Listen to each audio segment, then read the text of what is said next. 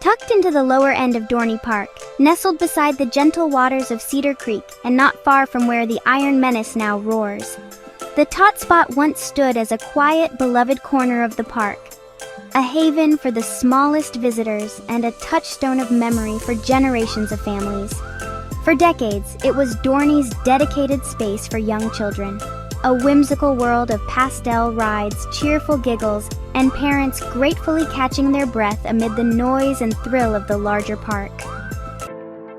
The Tot Spot's story stretches back to at least 1954, with early staples like the water scooters, charming red and white boats that seemed to float freely down Cedar Creek, steered by little hands unaware of the hidden track below.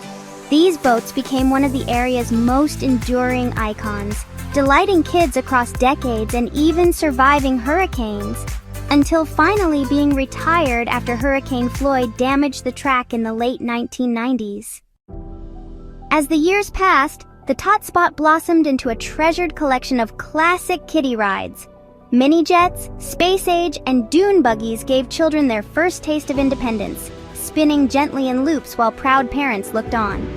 The kiddie merry-go-round and antique cars added timeless amusement park charm, blending joy with a hint of nostalgia. For many families, this wasn't just play. It was a rite of passage, a safe place where little ones could grow bold in a world of towering coasters and booming thrill rides. The Tot Spot was also home to several versions of a kiddie coaster, each offering young children their very first taste of roller coaster thrills in a setting designed just for them. But by the early 2010s, change was coming. As Dorney Park explored new expansion plans and rebranding strategies, whispers began circulating. In 2010, rumors turned to reality. The Tot Spot's prime location was marked for transformation.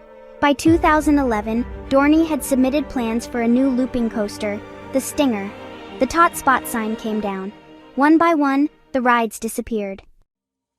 6 of its longtime attractions, including steel-first mini-jets, dune buggies, antique cars, and the kiddie merry-go-round, were quietly listed for sale. The Dragon Coaster, one of the last to stand, was reportedly dismantled before the year was out. Still, the closure of Tot Spot wasn't the end of Dorney's commitment to young guests, just the end of an era. In its place came Planet Snoopy, an $8 million expansion and reimagining of the Camp Snoopy area.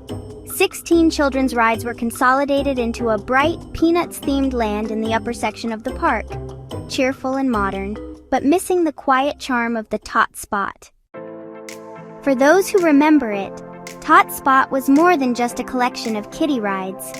It was a childhood landmark, a place where tiny feet took brave first steps into the world of amusement park wonder.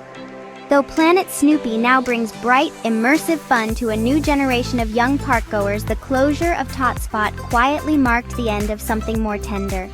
A simpler time, a gentler kind of magic.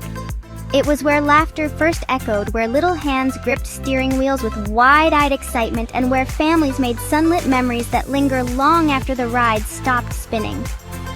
Though its attractions are long gone, Tot Spot's spirit lives on.